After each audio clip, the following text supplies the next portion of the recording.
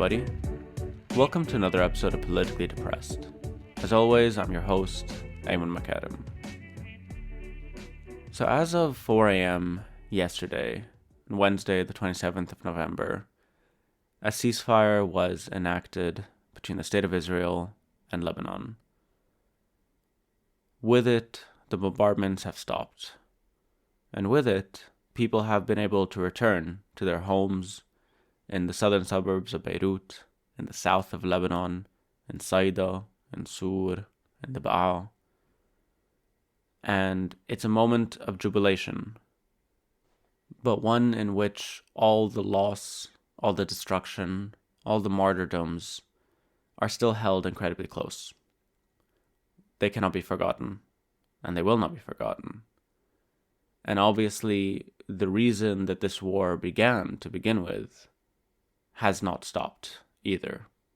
The core issue, which is the genocide in Gaza, if anything, it has accelerated, and it's still terrifying, and it's horrible. And so, it's a very bittersweet moment. A very bittersweet moment. So today, I'm just going to sit and talk and reflect on my readings of the situation, my feelings in the current moment, not jumping too deep into any sort of analysis, because it's all just way too soon. And yeah. But yeah, I figured I'd sit and talk and share my thoughts. But before I get into any of that, as many of you already know, this podcast is supported by listeners like you. If you like this podcast, if you want to see it grow, then please consider supporting it by heading on over to patreon.com/fromtheperiphery.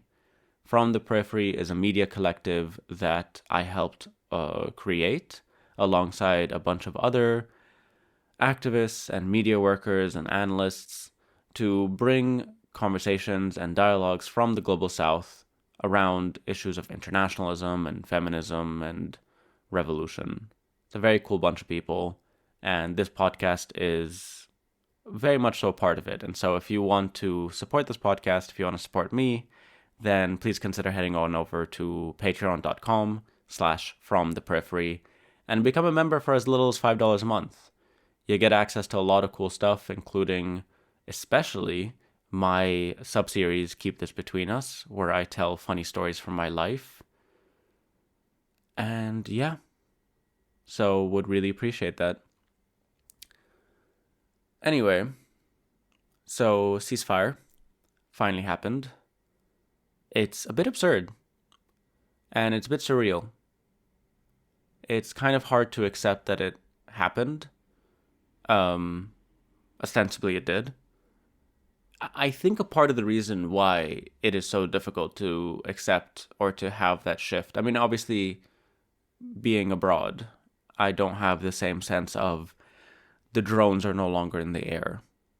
There's not a bombardment that's going to happen possibly in a few minutes. We have no idea when the next one's going to happen, etc., etc.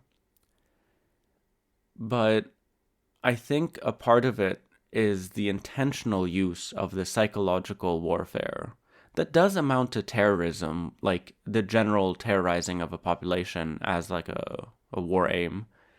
I usually don't like talking about terrorism because it's such a ideologically loaded term that I think is only used in the context of, I mean, you know what I mean? Most people can't conceive of state terrorism. Many people don't believe that states can do terrorism. That terrorism is just a thing that groups or individuals do. But regardless, leading up to the ceasefire, Israel did exactly what it's always done, which is radically accelerate their bombing campaign right up until the moment of the ceasefire. And so Tuesday was an atrociously fucked up day. It was terrifying. They bombed Beirut 20 times in 2 minutes. They bombed areas that they had not bombed in the last 2 months. They bombed Sur, Saida, the Ba'a, Beirut, all in the same day. And a part of it, I think, is that psychological thing. A part of it is that this is what would have happened had you not signed this agreement. This is what's waiting for you the next time. There are things that we have yet to do. There are things that we have not done yet. And also to strip any feelings of relief from the ceasefire. Not any feelings, but you know what I mean. They do this as well when they released prisoners that are held in their prisons. And they release the prisoners late at night, and they ban the families from celebrating. They ban any gatherings. It's part of this control of the situation so that there's no feelings of success or any feelings of victory. And aside from that, it is difficult to feel a full sense of victory. Obviously, we made it through. Obviously, Hezbollah made it through. Obviously, there is people returning. Even just the very fact of returning is a victory in itself. That this is the same thing that they have been declaring for decades, that is the Israelis, that, they are reshaping the Middle East, that they are the new Rome of the day. And I don't know. Honestly, it is very complicated, and I don't like getting into some of these, simplistic narratives that, I don't know, there's a lot of defeat. And again, there are groups, there are people, there are tendencies that sort of would scold me for even saying that out loud. I mean, especially living abroad and especially whatever, and my family is not in the South, for instance. But there is still, obviously, I mean, it's just objective, though. The amount of destruction, the fact that the genocide is still happening, and the fact that, I don't know, no one else has stepped in, that, I don't know, there is this really fucked up thing that Lebanon paid the price for stepping in to stop a genocide, you know what I mean? And no one else has really stepped up in that same way. It's devastating, but I don't know. It's also incredibly heartbreaking, but part of the sort of feelings of some victories or some successes. I mean, victory also is a very loaded term in itself, but where people in Gaza are thanking Lebanon, are thanking Beirut, are thanking everyone who has, not only resisted, but stood up against the Zionist entity in their moment of genocidal mania. And I don't know, I've been doing a lot of crying the last week. The last week has been incredibly fucking difficult. And I don't know, there isn't that feeling that it's all over. I saw the headlines, I saw the reports, the war's ended. But I don't know, I know obviously that there's a constant suspicion. I don't trust the Israelis. No one trusts them. Even now, actually, what I've noticed in some of these reports or what I'm seeing is that the Israelis have not fully withdrawn from some of these villages in the south of Lebanon. That you have scenes of people returning to their homes in the south and being confronted with tanks, with bulldozers. The Israelis have even fired shots at people returning. They've injured 2 journalists, actually, who went to, see what the Israelis did, what death and destruction they've left behind them. But in fact, they have not yet to leave. I know this is part of the ceasefire deal, but that's not a very good recipe. That's not a very good... I think it's going to be a bit fucked. And there's a lot of these little things that are going to constantly test the ceasefire.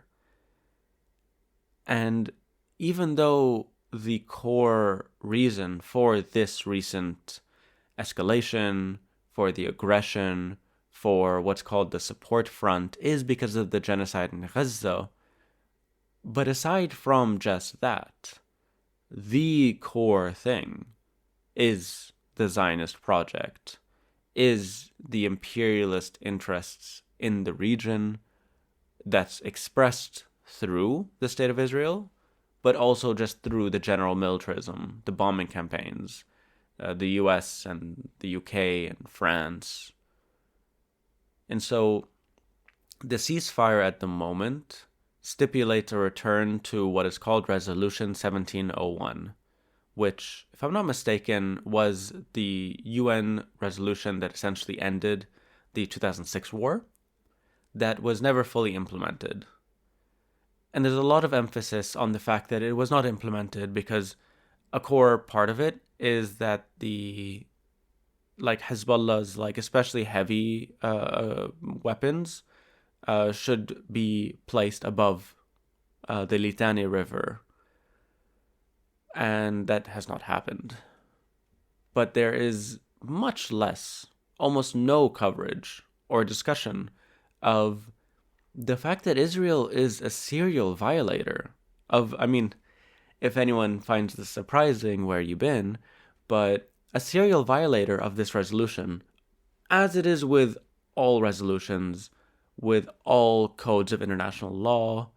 Netanyahu and Gallant are literally now wanted men for crimes of against humanity. And clearly it seems like those arrest warrants actually are part of the background for why they accepted this deal.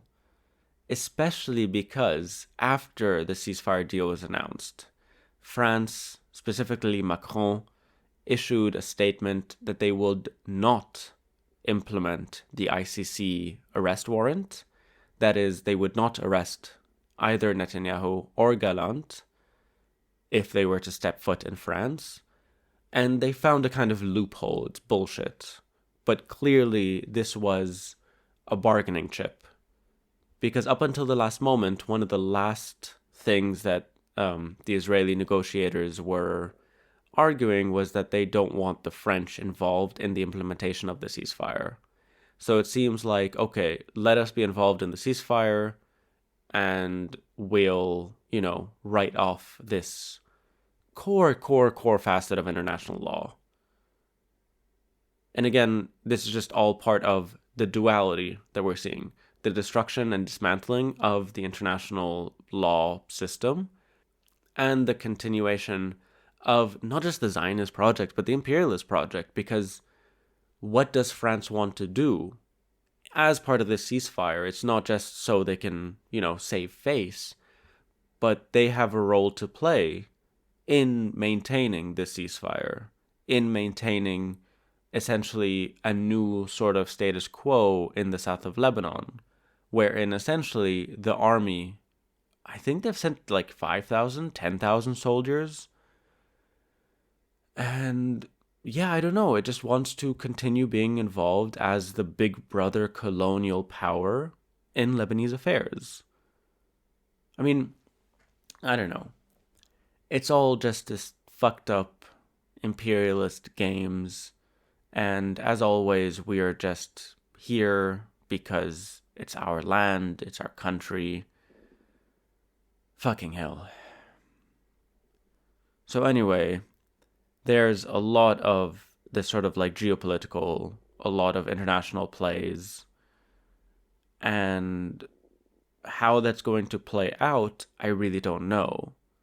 I'm sure there are going to be a lot of analysis pieces coming out that I will not read because it's not that I don't give a shit, it's just, I don't know. Things have been so messy these days. I obviously can't help but feel, obviously happy for people returning home. Obviously proud of my people. Proud of these people who, I don't know, bared so much. And yeah, I don't know. Tuesday was honestly really fucked. I hit a new rock bottom, even though I thought that was kind of impossible. They threatened to bomb the area my mother lives in, and in Beirut, and it's the second time. The first time was a bit of a surprise. This time was announced, but also just a bunch of other places, including places where my friends live, and so I was just panicking, but also faced with this situation of like, just why not? There's this thing constantly that the Israelis have outdone themselves constantly. Like any of these red lines, any of these things, why wouldn't they cross them? What's stopping them?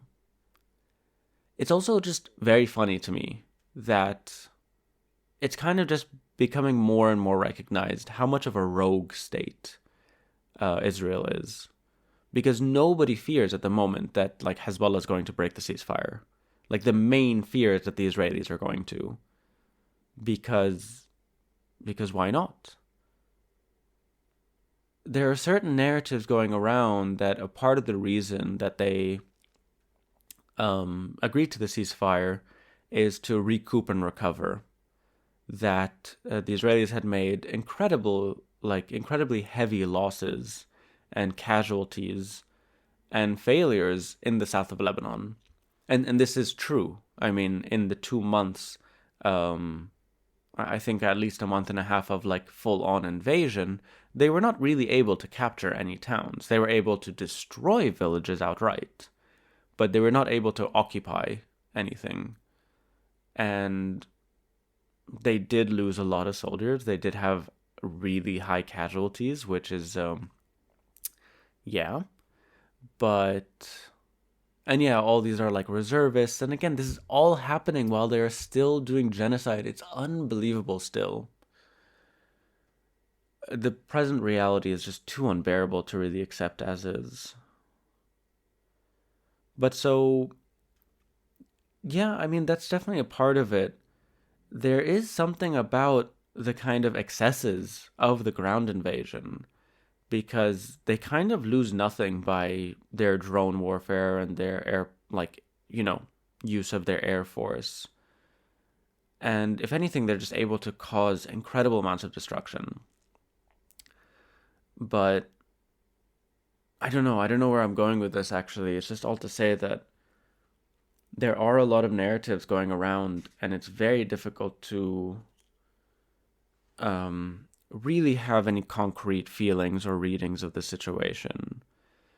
It is definitely a bittersweet moment. The war has ended for now. I don't trust the Israelis. I don't believe that. I mean, no one believes for a minute that they stopped because they're like, actually, you're right, we should stop. There's calculations, there's whatever. Maybe they're just, recovering and waiting for those injured reservists to get better and, like, literally, I don't know, take a breather until they come back again. I don't know. But again, the core thing is that what they are doing inflames tensions across the region. That people cannot stand this. That the only reason that more has not happened is because of the despotic, authoritarian, collaborator regimes in the Arab region, namely Jordan and Egypt. To a lesser extent, I'd say Saudi. Not that they're lesser collaborators, but the nature of the society means that there isn't this like upswell of anger that's being suppressed by the government. It's actually a big topic that I'm going to be addressing in my next video essay on these Arab regimes. But regardless, yeah. There's also something wild happening right now, and I almost hesitate to talk about it because it is just so current. I only read about it today, even though I think it started yesterday or 2 days ago, that there are new offensives by rebel forces in the northwest of Syria against the regime. And they've captured huge swaths of territory, almost reaching Aleppo. And that's kind of wild. I haven't seen anything like that. We haven't seen anything like that in years. And I mean, I use the term rebel forces a bit hesitantly because obviously the forces that remained and that were seizing power and that have been quite powerful in these non-regime held areas, in specifically the northwest of Syria, have been very obviously like shady Islamist groups. Harakat Tahrir al-Sham or Jabhat al-Nusra. But yeah, so that's kind of interesting and kind of okay. I'm gonna be following it, and maybe we'll do an episode of the Fire of These Times to talk about it, especially when more becomes a bit clear. But especially in connections with Lebanon and with this ceasefire deal, what's Hezbollah gonna do? That's definitely a question that I immediately think about. Because, yeah. So I don't know. There's a lot to think about. There's a lot to process. There is definitely a moment of relief, of able to catch a breath for a second. But again, regionally, not really. Because Gaza is still happening. Because the genocide is still happening. Because, if anything, this ceasefire might enable... I mean, one of the Israeli goals of engaging this war is to detach these two fronts, let's say. And I don't know if they did succeed doing that, but again, we'll see. Because what I imagine might happen now is that they are going to go full force, not just in Gaza. Again, it's kind of fucking impossible to describe what full force means if this isn't full force. They have been besieging the north of Gaza for 2 months now. A complete siege. It is so... Anyway. But also in the West Bank, the continuation of the Zionist project to capture all of historic Palestine, to begin constructing what is known as Greater Israel, is just, it's not even something happening in the shadows. It is just fully, or you know what I mean, like there, but they kind of don't talk about it. No, it is fully being discussed. Smotrich, or whatever the fuck this piece of shit is, just openly talking about annexing the West Bank. Annexing it, but not giving them citizenship, because that would fuck up what is described as the demographic balance, which is the most fascist thing that anybody can talk about. And I don't know. I honestly think that the only ways things will shift, really, aside from the current trend they're already going in, is with real revolutionary movements in places like Jordan and Egypt, which understandably is very difficult because they're very authoritarian states and essentially police states. But these two states are crucial in the maintenance of the Israeli hegemony, the Zionist hegemony over Palestine. And I mean, revolution in the US would be great as well, but again, here I'm talking a bit about, very idealistic, utopic images of revolution, but also of potentials. But honestly, I don't know. Things are incredibly fucked. And they remain fucked. And one of the ways that I've been I have not been doing well. I've been pretty clear about that. But one thing I have been doing that's enabling me to sort of, I don't know, not fall completely into despair, just at a very personal level, is I'm throwing a lot of energies into this video essay I'm making. And a lot of it is just it's very bitter. I think it's bitter, and that's why there's gonna be some comedy involved. Because I essentially want to shit on all the Arab regimes, all of them. I have so much contempt for every single one of them, and not just talking about Egypt and Jordan, but Syria. Iraq's a different story. I don't really have a grasp on what that regime looks like, but also there's just so much Iranian capture.